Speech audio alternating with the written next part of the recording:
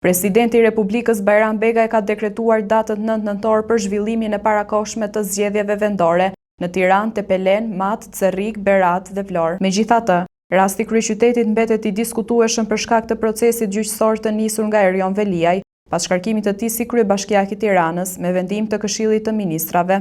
Veliaj e ka çuar çështjen në gjykatën kushtetuese, duke kërkuar pezullimin e procesit zgjedhor. Sipas interpretimit të kushtetues, një vendim i tillë do të duhej të pezullonte automatikisht procesin në Tiranë, derisa gjykata kushtetuese të shprehet.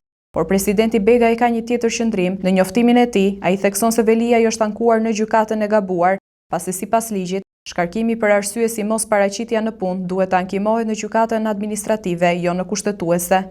Begaj shton se, meqense Veliaj nuk e ka çuar çështjen në gjykatën administrative, procesi për Tiranën nuk pezullohet dhe zgjedhjet do të zhvillohen në datën e dekretuar. Pezullimi, sipas tij, do të ishte i mundur vetëm nëse një vendim i posaçëm do të merrej nga gjykata administrative.